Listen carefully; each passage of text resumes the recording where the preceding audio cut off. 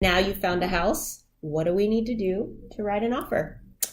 First thing that we're going to do is we're going to go through and we are going to pull the recent neighborhood sales. We're going to get a feel for what fair market value is for the property and make sure that the seller is actually listing it at fair market value or near it, because we want to know when we're actually writing the offer that it's going to be a fair offer for you, the buyer. Yes, which is important too. When the appraisal comes in, it does need to appraise for at least the sales price that you've agreed upon. Now, if it comes in over, the seller cannot change their mind and say, oh, now I want, 10 grand more.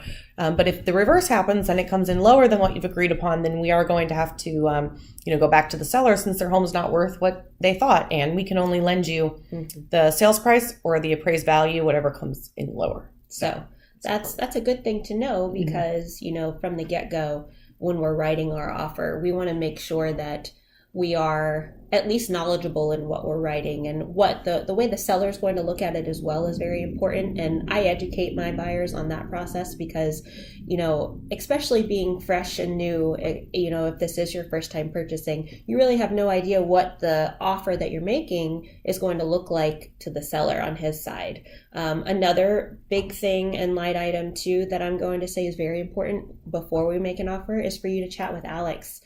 Talk about what your monthly payment's going to be. Can you explain to them exactly what that entails? So on a VA loan, your mortgage payment will include the principal and interest for the mortgage, the property taxes that we don't control, the city sets the taxes, and then you get to shop for homeowners insurance. So during your pre-approval, we give you an idea of what that payment will look like, but when you've actually found a home, I can look up those taxes on the city website, and then based on how old the house is and how big it is, I can give you an idea of what the homeowners insurance would look like.